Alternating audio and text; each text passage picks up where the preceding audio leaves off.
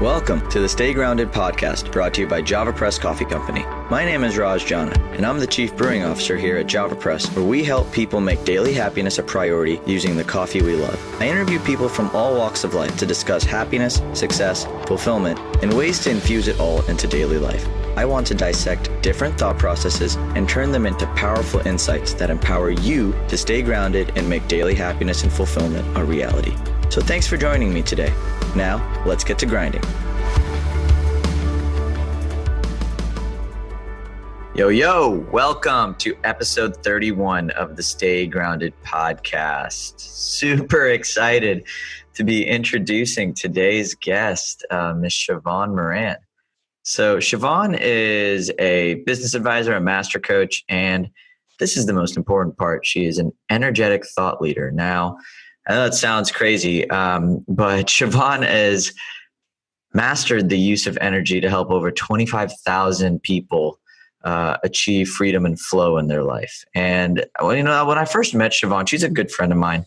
When I first met her, I was actually pretty surprised at how light and just happy her presence was when I was around her. Like, she just seemed to be kind of flowing through life as opposed to forcing it or trying to make decisions. And it really intrigued me. And the more I got to know her, the more I realized that these are skills that can be taught and learned in your own life. And so Sheevan has got an amazing story and has gone through so much, from losing loved ones to her own near-death experience to overworking her way through business. I mean, she's really seen every high and low you can possibly imagine.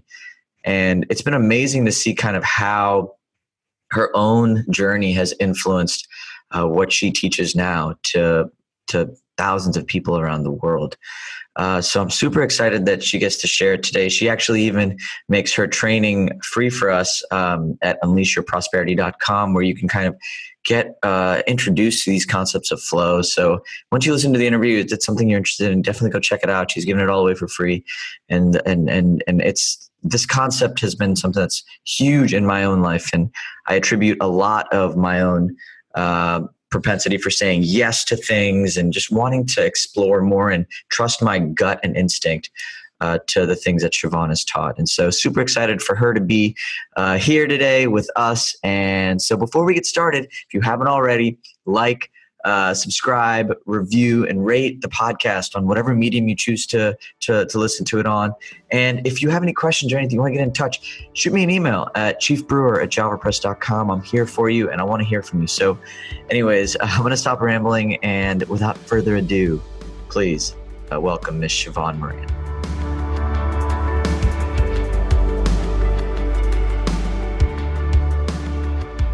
Hello, and welcome to another episode of the Stay Grounded podcast. You know me, but you don't know who our guest is. Mrs. Sheevan Moran. How are you, Sheevan? Awesome. How are you? I'm super excited. So Sheevan is, you guys already know this from the intro, but she is a friend of mine and somebody that I learn a lot from. And so I'm just really excited to ask all the questions that I've always wanted to ask her, just have never gotten around to asking her. So I hope you're all right with that, Sheevan. Yeah. Okay, well, let's dive in. So you're clearly somebody who believes in the power of energy, believes in the connectedness that energy has. How did this come about? At what points in your past do you feel led you to where you are right now, to where you're trusting this flow and this energy to the point you are today? Yeah, I mean, a couple of pivots. It's kind of a long story, longer than most people's stories, but couple pivots. 1, 3 years old, heard something from my mom. I told her something and she freaked me out and she was like, never tell another soul. And so I actually kind of got shy, I guess, because of that. And really what I was doing is I was just interpreting and dealing with the energetics. And so I remember in high school, like I'd go to parties and I'd end up somehow in a corner and I'd have all these people who's sitting around me and they'd be asking me all these questions about their life and what they're going to do. And I was like, that's cool. And they said I should be a psychiatrist. And I was like, oh no, that sounds depressing. So I go off to be a computer programmer. And, exciting. So fitting. It made sense for the way I was thinking. They didn't know where to put me. I lived in a little tiny town. They didn't know where to put me. So they put me in this extracurricular activity, which was computer programming, because I'd already done all of my credits by 10th grade. So they were like, all right, well, let's put her here. So I kind of ended up over here, and I'll get into why that's important. And then I decided that computer programming people look kind of sick and dead, and they didn't really interact with the world. And I needed to learn how to go out and speak to people. So I got into sales and marketing, went to school for sales and marketing, and how to communicate in a way that made sense to people. Yeah. And so school does a nice thing and they give you a great springboard, but it still wasn't enough. So I actually took a job in a company that was an insurance company, and they're the ones who moved me to California because that was my dream. I always, since I was a child, wanted to move and live in California, so I do now. And the first thing that happened when I came out here, after I promptly left that job, even though they were gracious to get me out here, was I started working for this little company that had computer accessories, like all of these things that we know now, like keyboard arms and drawers and stuff like that. Yeah. So they were the inventor of that. And there were 12 of us when we started, and I didn't understand that I had these other kind of things that other people don't. So we go and we do photo shoots, and I'd say, you got to move it like this, and you got to be like this, and it's got to look a particular way. It's got to have a texture. And the challenging thing for somebody like me who gets energy is it seems like you have a need to be right, but when you see the energy of how it could be and how it could be really massively amazing, unless you have a language set around it, it's a mess. And so I had a lot of convincing to do with people. And when they finally came around to it, is my marketing would work every single time. So that was cool.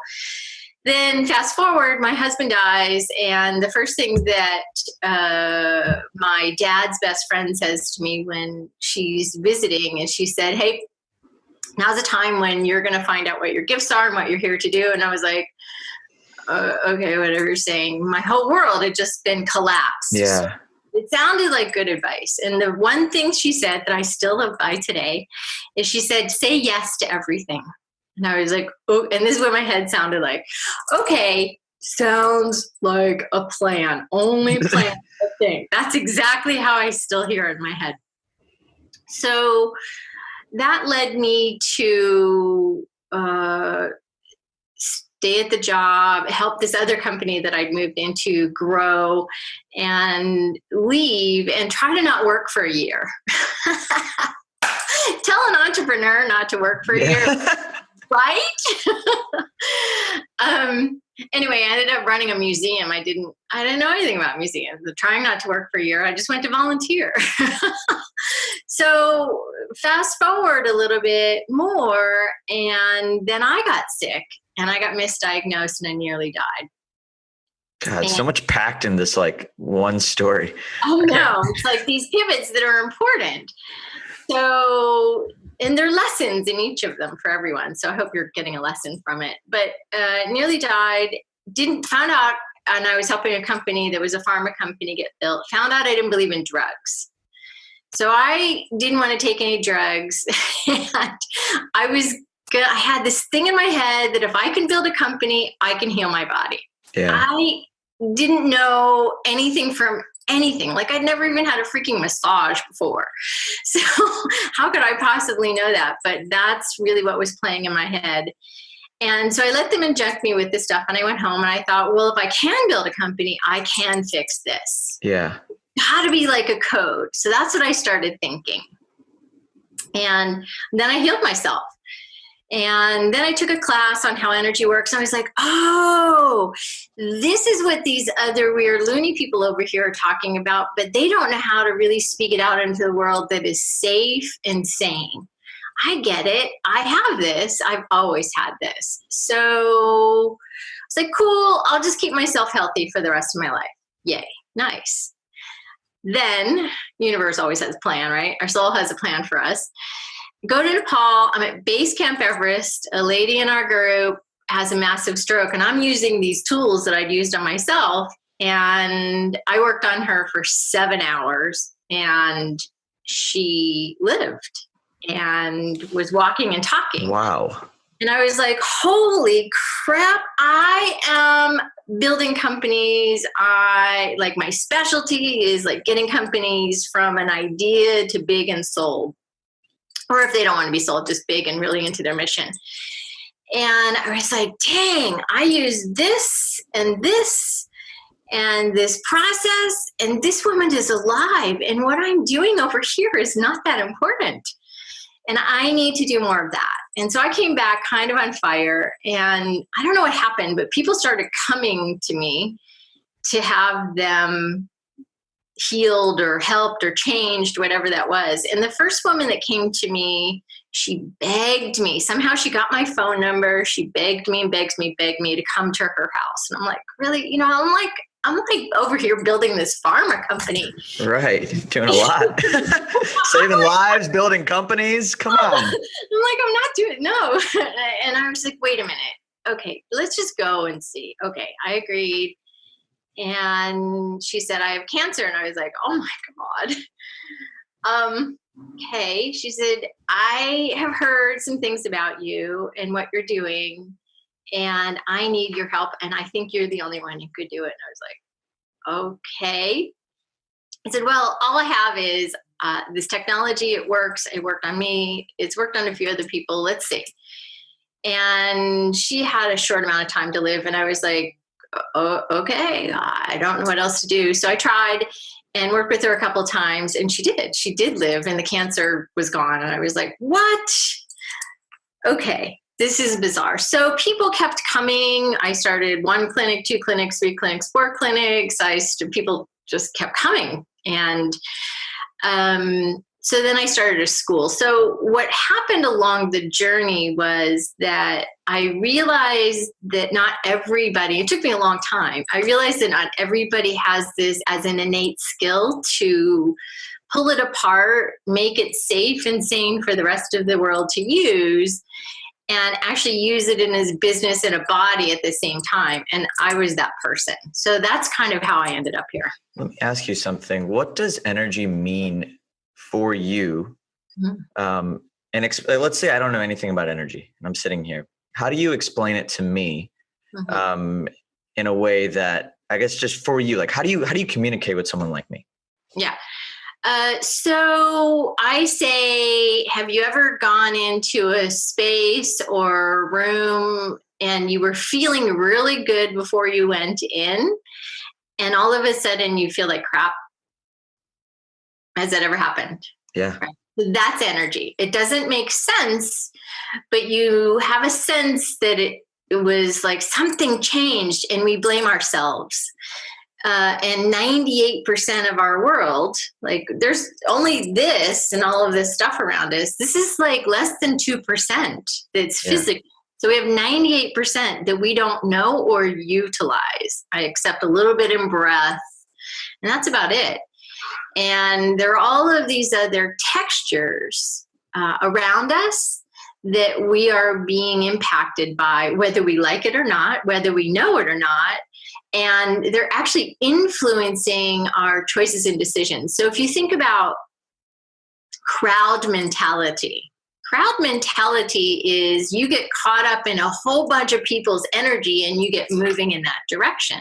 That's crowd mentality. That's energy. So that there are different textures. And until you take stock of who you are and learn that there are other textures outside of you helping to influence you, impact you, then you're going to live by words that are in the old mind way, which is your environment matters. It does matter, but your energy of your environment matters. So all of these beautiful things are important, but it's not enough. Why did you use the word textures to describe energy? Great question. Because does it make sense why maybe we're not really doing anything? We're kind of hanging out with ourselves, and all of a sudden our hands feel dirty, right? Why would that be? Well, there's a texture that is coming. Why does it feel like mucky and sticky when we're hugging one person, and it feels light and bright and airy and wonderful when we hug another person? So those are different textures. That's great. Now, for someone who doesn't have that innate sense to be able to feel those things, how do you cultivate the sensitivity towards energy and textures so that you can practically start to make decisions off of the different textures you feel and lean towards one over the other? Yeah, so I like to keep it super simple because, using my coder background, right, it has to be simple. The simplest code is the most elegant code. Yeah, right? Keep it simple, stupid. Yep, and it's the most elegant code, but we've made it really complicated. So if you say something like I was talking about a room, you're walking into a room. Okay, well, that's another awareness. Say that you are around somebody that makes you feel good. That's another awareness. So you start with simple things. And then, is it okay if I give you like a little experiment? Please, yeah. Okay, so in your left hand, whisper the word struggle. Whisper the word struggle. Got it? So anything, do you feel anything? Not really, no. Okay, perfect. In your right hand, you're going to put joy. Is there a distinction between the right hand and left hand? Do they feel any different? The right one feels warmer. Great. So that's a texture. So that's the first level of distinction. So every single word has an energy that it does or does not do. We just don't know how it really gets utilized to our highest and greatest benefit. So you start with simple things. Okay, so if words carry that much energy, is that why, I guess, like when I think about like all the positivity books and things I've read, they're always like power of the spoken word. Is that kind of what you're referring to? Is the power of what you're saying? Or is it the power of what you're thinking? Or is it a power of how you hold yourself? Kind of, where does this energy sort of, like, how do you start to connect with energy in a more seamless way? Or like, what are some practical ways that you can just kind of tap into it? Seamless would be your heart, right? Your heart is one of the greatest machines of your body. And then your head. But really, we use our head and then we use our heart. Yeah. Heart is the thing that emanates so many wonderful things, but we're so freaking caught in our head, we have to get into our heart. So the thing that I actually learned when I was in Nepal, which is super cool, and your family's from another country, so maybe you get this, is they'd walk around everywhere on the trail for 15 days. They'd say, namaste, namaste, namaste, namaste, namaste, and I'm corporate, and I'm just in Nepal, and I was like, dang, that's so cool. Everyone is doing this. And what I realized is they're taking and they're sharing their heart energy and they're saying, hello, I would love to talk to you from my heart. We don't do that. We talk from here and all of this filters, all of these crazy filters that we have. So the first one would be, this is the simplest way, is tap your heart. It's really simple. To connect to it, where does it emanate? It emanates from our history, our psychology, our family, our friends, our loved ones, our environment. I'll give you a great statistic. Take a multimillionaire, and put him in barrio, put him in a slum, and his millionaire energy rubs off on all the people, and he loses more money energy. And they've done studies on this, that somebody in that environment, their money actually starts to dissipate. That's why you always want to be around somebody who has more upward trending energy. So it is generated from us, but it is also generated from all of our, whatever we're willing to step into and identify as an energetic hurdle. So take this for a second. You asked about words. I didn't realize this when I was growing up. My dad was, always ensuring that we use the right words. And I've become kind of like an energy linguist, because you can say affirmations all day long, but if you don't have the right words that are specific to you and your psychology, it is never going to sink in. It's why those affirmation things kind of sort of maybe only work for a minute, or don't work at all, or they take 20 years to work. Yeah, of course. Now, let's talk emotions, because that's something that I've always, like, when I'm feeling a certain emotion, I feel more energetic, whether it be joy or anger. So how do these emotions sort of play into the idea of energy, and how important is being emotionally aware of what's going on? So we're in a time now where we're in more of the feels, right? And the feels are actually hurting us, because the feels don't matter. It's not about, I feel this or I feel that. It's what is really actually happening in your brain, in your mind, and in your body. What is actually happening? So all the feels are actually kind of irrelevant.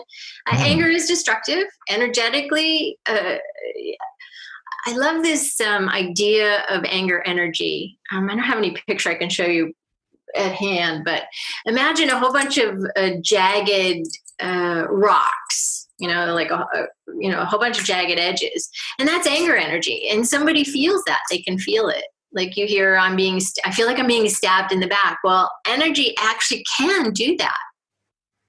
So feels are nice, but the truth is something more in our own, the way we behave and live. Anger is because we're not telling ourselves the truth about something.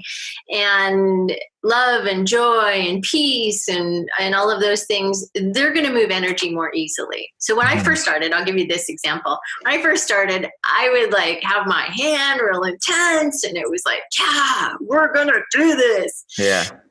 And energy moves like this. Yeah, we're going to do this. I can move way more energy with my hand like that than I can with, you see the distinction? Yeah, absolutely. So take me back, because this is something that you've mentioned in your like when you were telling your initial story, and you said there were a lot of lessons along the way. During your near-death experience, tell me about the role energy played there, and walk me through it, because I'm curious. I mean, you've helped so many people with their own near-death experiences, or people who are on the brink of death. What about yourself? How did that come back to yourself, and how did that start this path? I would say it's because I had this unique level of certainty. Somebody asked me the other day, who's close to me, said, so why are you always like so direct and you kind of say whatever you say? And, people are a little like, ooh. I said, well, there's a reason, because I have had probably way more traumas than anybody could fathom living through. And when you have that many, it's like life is too bloody short. Yeah. If we don't get to the core of the thing, we're not going to make a dent in what we're here to do as a soul, as a human. We're not going to make a dent in the things we believe in to shift. So as soon as my husband left, I was just like, screw it. I'm going to say whatever.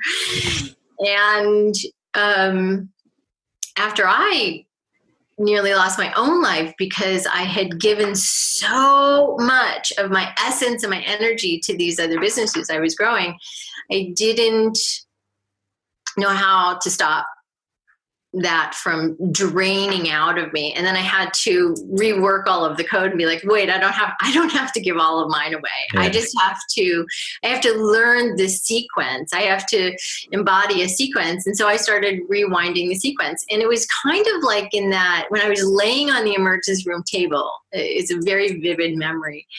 And I remember thinking, okay, and they were off mixing the cocktail that they were going to save my life with. And I was laying there for about an hour in excruciating pain. And I remember laying there thinking, okay, I'm not here left to just do this and go. If I can build companies, I got to be able to figure this out. I'm going to let them inject me. But I think there's more. I think I've been living like there's more. I just have to figure out what that looks like and make that work for me. And the fascinating thing is I was referred to a doctor that I said, listen, I'm not going to take any drugs after this. And we're going to do this in a way that maybe may not make sense to you, but this is what I have to do. And he said, okay, I'm on board. So let's get you healed. And so he gave me some ways to eat. And he said, well, you need to learn to meditate. And I was like, oh, you're going to get this to shut up? And I was like, yeah, okay. So I really started rewinding all of that when I was laying there on my sofa not being able to do anything. I started rewinding all of that and thought, okay, this is totally doable. I can create something. I'm a coder. I can figure out the process. And so that's really what I started reworking. And I use that every day. Let me ask you this. Do you think your life would have taken a different turn if you didn't have that rock bottom? Well, which rock bottom? That one. My own near death? Your own near death. I would probably be president of a pharmaceutical company now. So I'd be doing something in this realm, just in a different way. Yeah. Yeah. Now, how do you think that, because that's something I've always realized, like for me, like I haven't had any, knock on wood, any near death, any like low points to the point where I've had to reevaluate. But I know that some of life's biggest lessons or life's biggest realizations come from those rock bottom moments. But they don't. Yeah. So I guess that's what I want to ask. Like, what is the perspective that like, do I have to hit rock bottom to have these realizations? And if not, how do I go about having them? No, you don't. Everybody has their own spiritual journey, their own soul journey, whatever that is. Everybody has their own unique thing, and it doesn't have to be rock bottom. However, I didn't really have access to people who understood how to speak to me. So I really had to figure out that language, because now we have access to podcasts and television and, things that really get you to wake up to ideas. And so if you're willing to embark on discomfort, that's the key. If you're willing to embark on discomfort on your journey, whatever that journey is, then the rock bottom doesn't have to be so severe. It doesn't mean you won't have bottoms, because that's just ridiculous. Nature is nature. We're part of nature. We're going to have an ebb and a flow. We're going to have a high and a low. They just don't have to be high and low like this, high highs and low lows. They can be more fluid and upward trending. Because that's what we teach. That's my whole platform is, it can be more ease and grace on the journey. I love that. And I love when you embrace discomfort, you almost kind of normalize the struggle. Like it becomes something that you're used to. So then what you would have considered bottom doesn't have to be bottom. It's just you're living through it. True.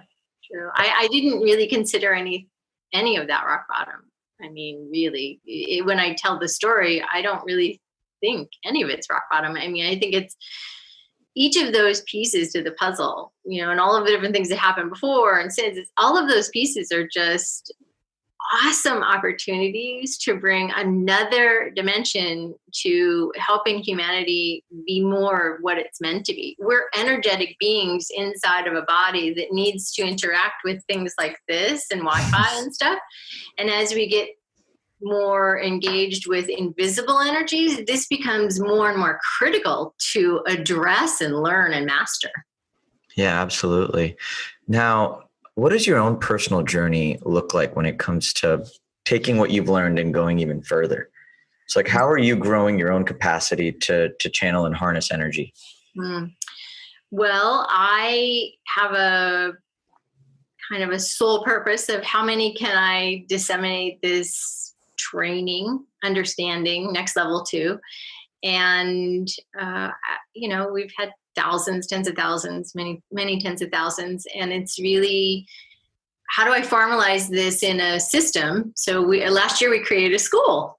And it's an actual school. So we created a school that teaches people how to master their energy. Yeah.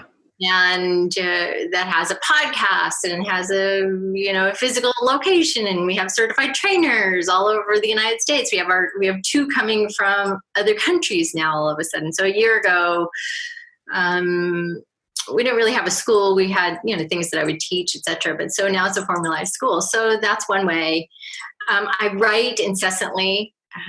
I have done multiples of podcasts. It's really about how many souls can I light up? So it goes back to a memory I had of kind of being whacked over the head by some spiritual guy.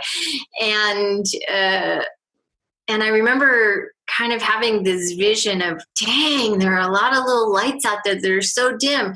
I got to brighten them up. Mm-hmm.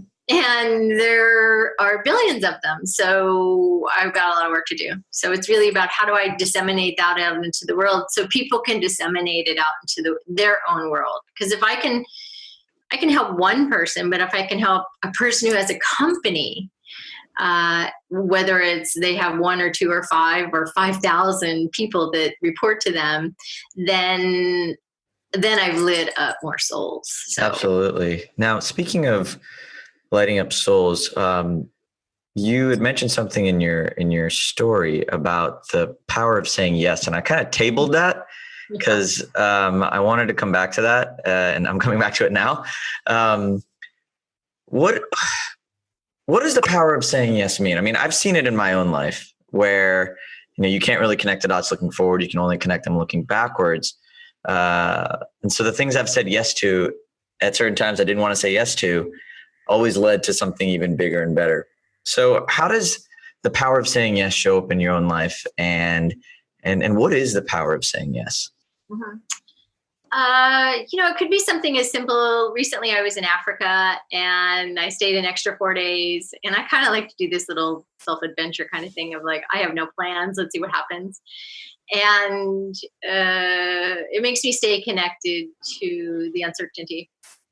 I was like, I need to go to this place called Durban. I didn't even know what that was.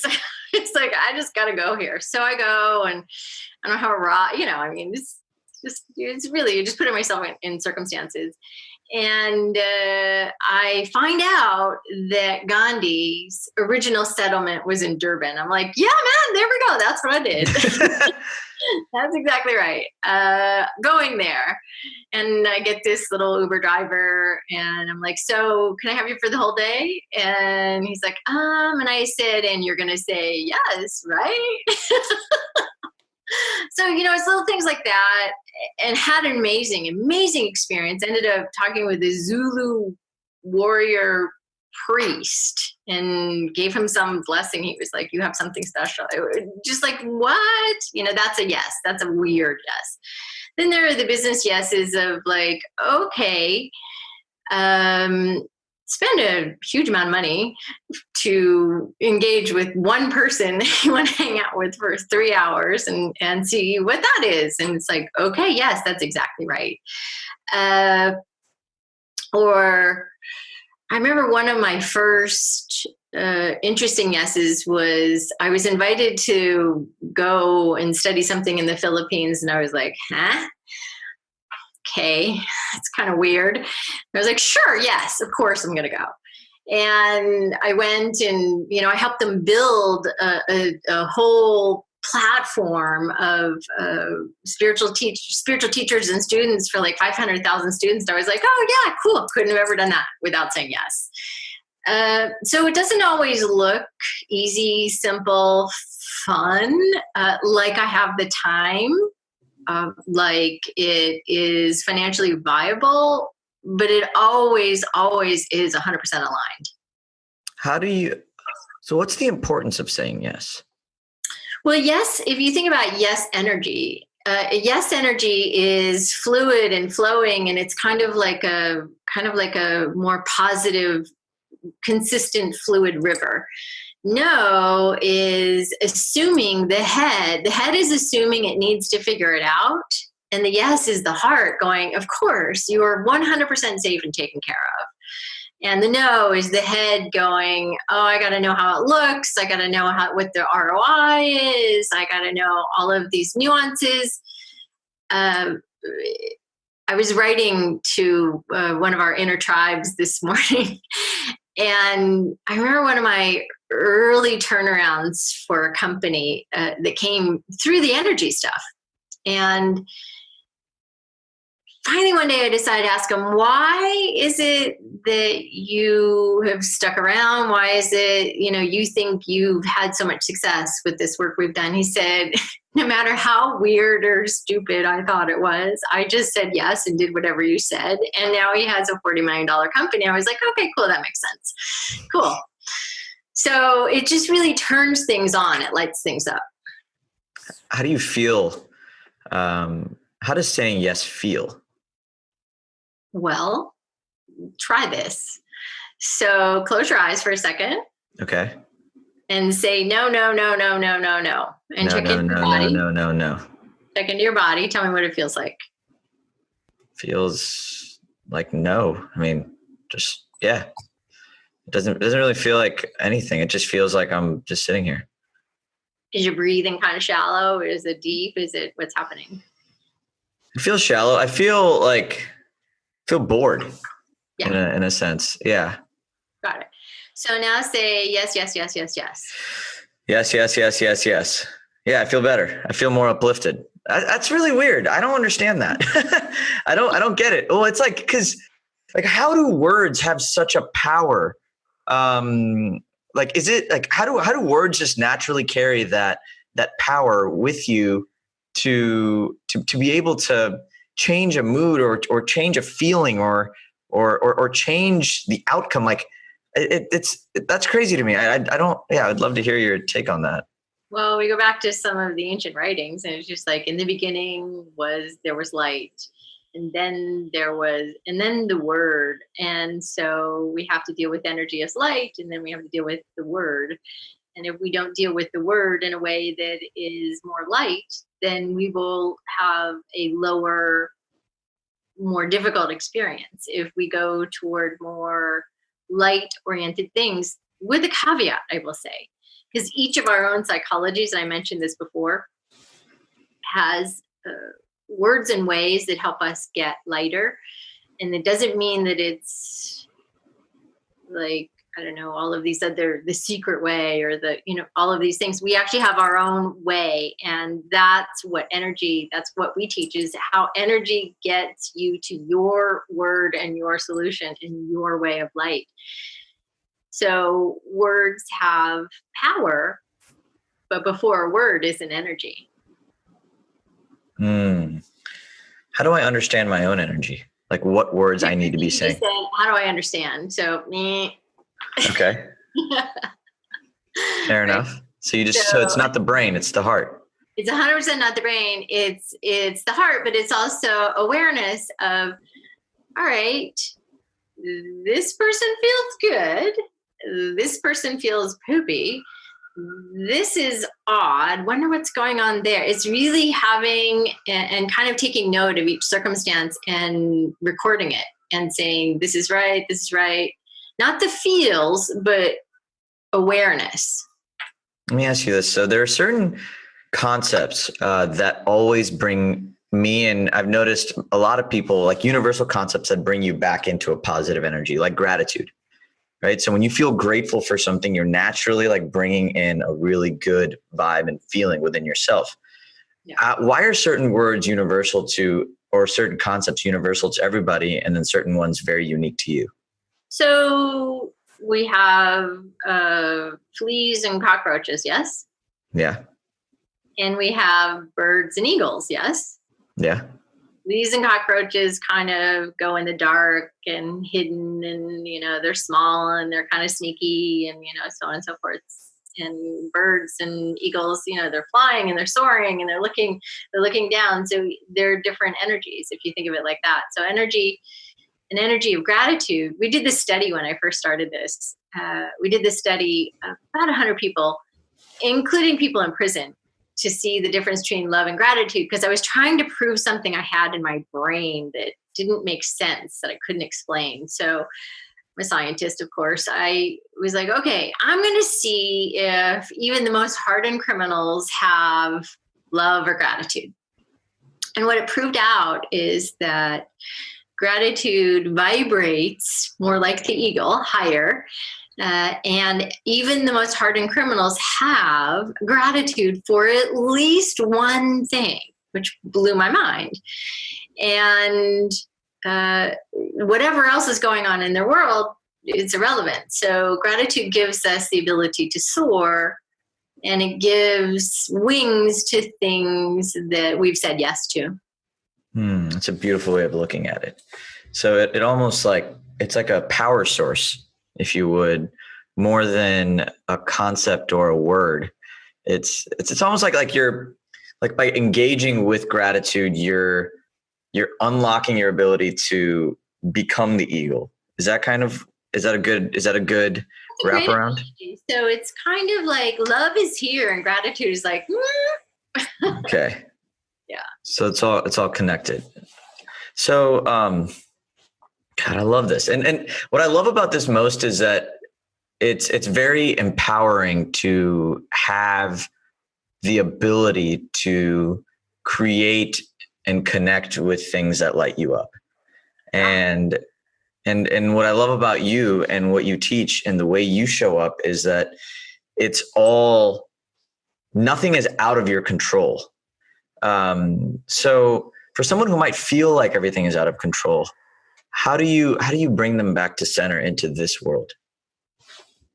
Yeah, because that's where people come to me from, is everything's on a roller coaster, or they're highly sensitive and they just really want to isolate. And it's really about starting with simplicity, because if we get into the head, it's not simple. We're going to try to work it. We're going to try to Einstein it, basically. Because if you think about Einstein, he was talking about these principles in some way, just in formulaic ways. And then when you look at his, quotes and readings and things like that, he lived by this, but he didn't have a way to express it except through numbers. I just express it through texture and teaching people how to interact with their own body and their own energy and their business. That kind of number. So the basic start is, walk around with your hand on your heart. Start with that. Be a little ridiculous and just start with something as simple as that and see what happens. I have a client who has kind of a meanie client. That's not her word she used, but and I was like, well, this is what we're going to do. And so every time she talks to this client, she's got her hand on her heart. And she said, it turns around. It takes a while, but it turns around every time. So if we don't start with here, if we don't start with the conversation from here, we're always going to try to do it here. And nobody can hear anything from here. We're trying to solve the world's problems from here, not here.